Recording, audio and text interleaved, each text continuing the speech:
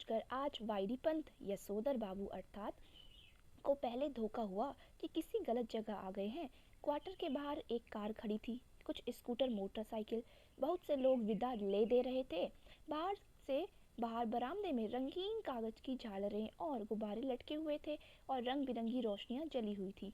फिर उन्हें अपना बड़ा बेटा भूषण अर्थात जो विज्ञापन कंपनी में काम करने वाला लड़का है, उसका नाम है भूषण, भूषण उनका बड़ा बेटा पहचान में आया, जिससे कार में बैठा हुआ एक कोई साहब हाथ मिला रहा था और कह रहा था, give my warm regards to your father. Yashodhar Babu ठिठक गए। उन्होंने अपने से पूछा, क्यों आज मेरे क्वार्टर में यह क्या हो रहा होगा? उसका जवाब भी उन्होंने अपने को दिया, जो करते होंगे ये लौंडे मोंडे, इनकी माया यही जाने। अब यशोधर बाबू का ध्यान इस ओर गया कि उनकी पत्नी और उनकी बेटी भी कुछ मेम साहबों को विदा करते हुए बरामदे में खड़ी है। लड़की जीन और बगैर बाह का टॉप पहने है। यशोधर बाबू उससे कई मर्तबा कह चुके हैं कि तुम्हारी यह पतलूनन और सैंडो बनने वाली ड्रेस मुझे तो समहाउ इम्प्रॉपर मालूम होती है, लेकिन वह भी जिद्दी ऐसी है कि इसे ही पहनती है और पत्नी भी उसी की तरफदारी करती है। कहती है, वह सिर पर पल्लू वल्लू मैंने कर लिया, बहुत तुम्हारे कहने पर, समझे? मेरी बेटी वही करेगी जो दुनिया कर रही है।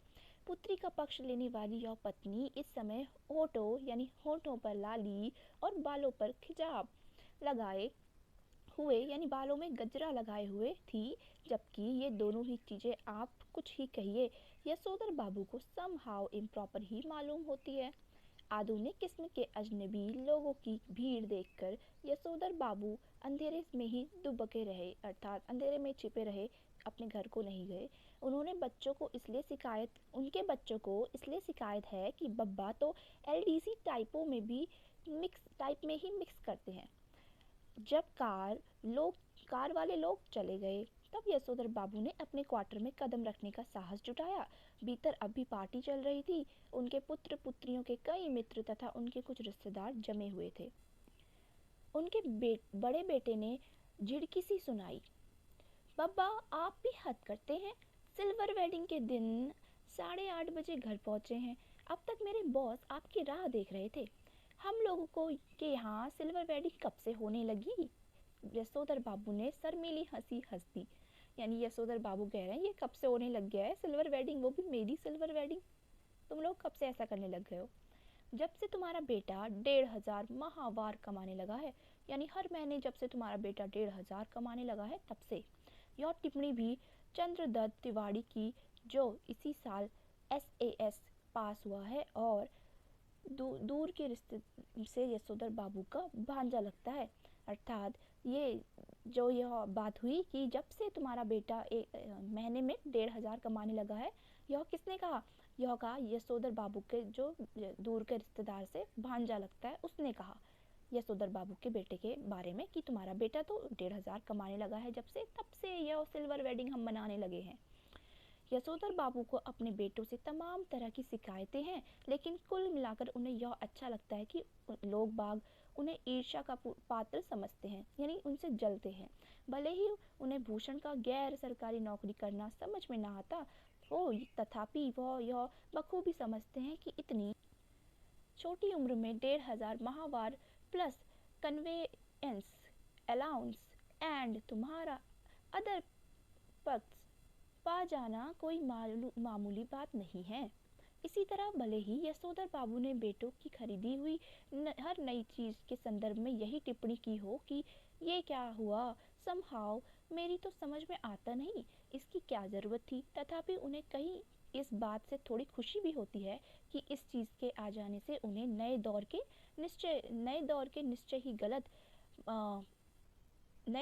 निश्चय ही गलत मानकों के अनुसार बड़ा आदमी मान लिया जा रहा है। मिसाल के लिए, जब बेटे ने गैस का चूल्हा जुटाया, तब यशोधर बाबू ने उसका विरोध किया और आज भी वह यही कहते हैं कि इस पर बनी रोटी मुझे तो समहाउ रोटी जैसी लगती नहीं। तथापि वह जानते हैं गैस न होने पर वह इस नगर के चपरासी श्रेणी के माने जाएंगे। अर्थात अगर गैस भी उनके घर में नहीं होगी, तब तो लोग इनको चपरासियों में गिनती करेंगे कि इतने बड़े अफसर होके इन्होंने गैस चूल्हा भी नहीं रखा है, चपरासियों की तरह करते हैं ये। इसी तरह फ्रिज के संदर्भ में आज भी यशोधर बाबू यही कहते हैं कि मेरी समझ में आज तक यह नहीं आया कि इसका फ़ायदा क्या है। बासी खाना खाना अच्छी आदत नहीं ठहरी, और यह ठहरा इसी काम का कि सुबह बना के रख दिया और शाम को खाया। इसमें रखा हुआ पानी भी मेरे मन तो आता नहीं, गला पकड़ लेता है, अर्थात गला बंद हो जाता है, खराब हो जाता है ठंडा पानी पी के फ्रिज का, कहते हैं। मगर इस बात से संतुष्ट होते हैं कि घर आए साधारण हैसियत वाले मेहमान इस फ्रिज का पानी पीकर अपने को धन्य अनुभव करते हैं। अपनी सिल्वर वेडिंग की यह भव्य पार्टी भी यशोधर बाबू को समहाउ इम्प्रॉपर ही लगी। तथापि उन्हें इस बात से संतोष हुआ कि जिन अनाथ यशोधर के जन्मदिन पर कभी लड्डू नहीं आए, जिसने अपना विवाह भी कोऑपरेटिव से 2-4 हजार कर्जा निकाल कर किया, बगैर किसी खास धूमधाम के, उसके विवाह की 25वीं वर्षगांठ पर केक, 4 तरह की मिठाई, 4 तरह की नमकीन, फल, कोल्ड ड्रिंक्स, चाय, सब कुछ मौजूद है। गिरीश बोला, मुझे आज सुबह बैठे बैठे याद आया कि आपकी शादी 6 फरवरी सन 47 को हुई थी, और इस हिसाब से आज उससे 25 साल पूरे हो गए हैं। मैंने आपके दफ्तर फ़ोन किया, लेकिन शायद आपका फ़ोन ख़राब था। तब मैंने भूषण को फ़ोन किया। भूषण ने कहा, शाम को आ जाइए, पार्टी करते हैं। मैं अपने बॉस को भी बुला लूँगा इसी बहाने। गिरीश यशोधर बाबू की पत्नी का चचेरा भाई है, बड़ी कंपनी में मार्केटिंग मैनेजर है, और इसकी सहायता से ही यशोधर बाबू के बेटे को अपना यह संपन्न साला समहाउ भयंकर ओछाड यानी ओछेपन का धनी मालूम होता है। उन्हें लगता है कि इसी ने भूषण को बिगाड़ दिया है। कभी कहते हैं, ऐसे तो पत्नी बरस पड़ती है, जिंदगी बना दी तुम्हारी सेकंड क्लास बीए बेटे की, कहते हो बिगाड़ दिया।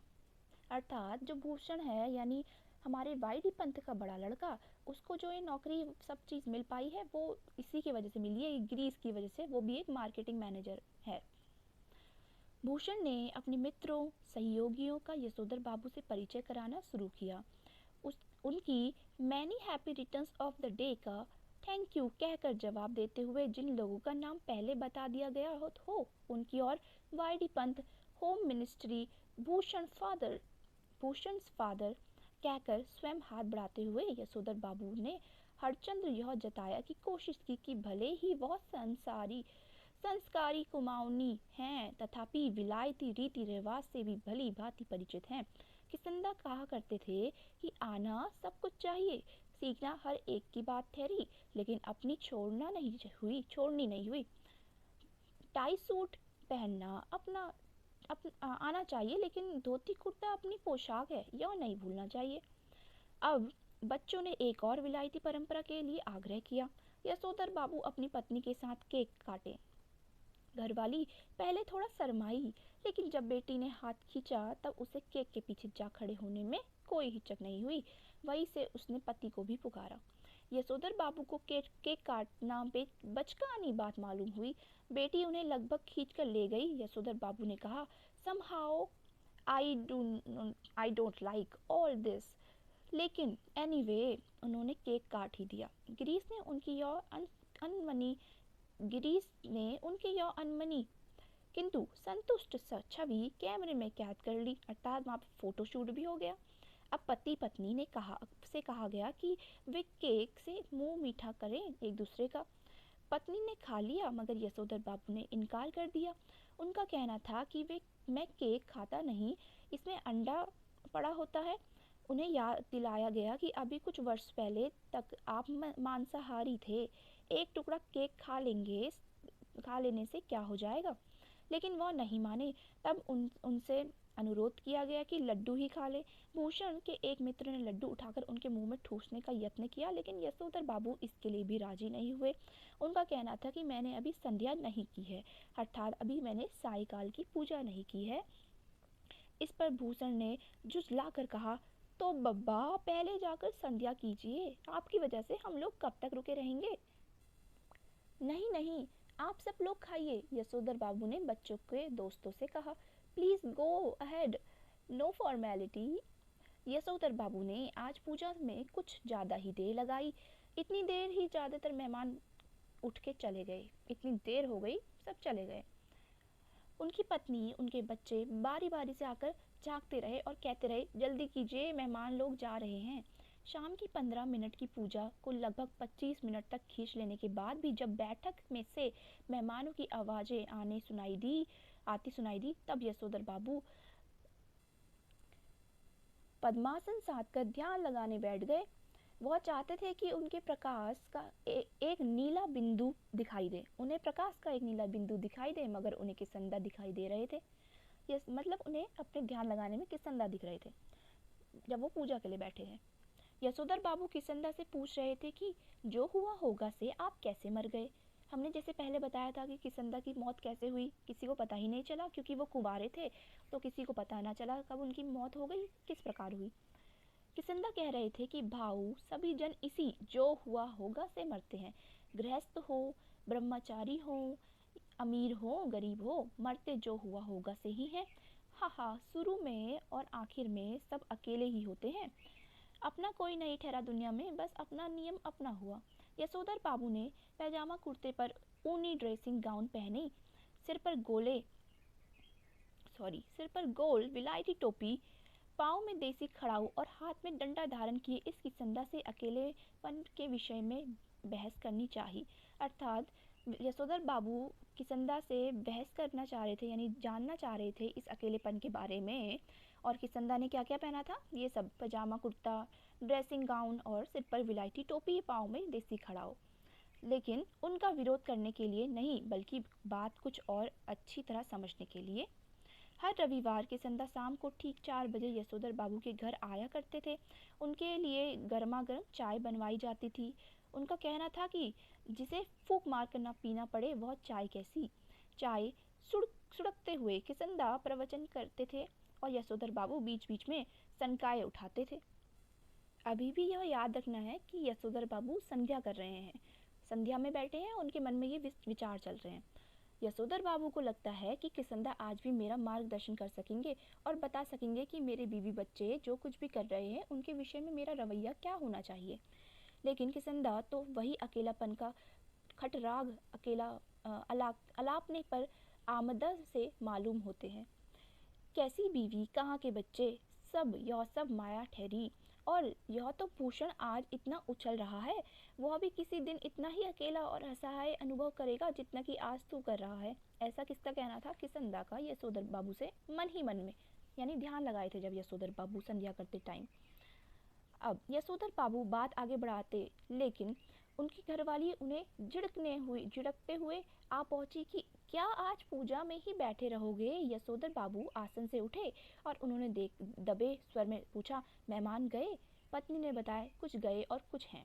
उन्होंने जानना चाहा कि कौन कौन है। आश्वस्त होने पर भी सभी रिश्तेदार ही हैं। वह उसी लाल गमछे में बैठक में चले गए जिसे पहनकर वह संध्या करने बैठे थे। अर्थात जैसे ही उन्हें पता चला कि अब सिर्फ रिश्तेदार ही बचे हैं, तो उन्होंने अपने वो पुराने से घर के कपड़े पहने और वहीं बैठक में बैठने चले गए, जिसे वो पूजा करते टाइम पहने रहते थे, लाल गमछा।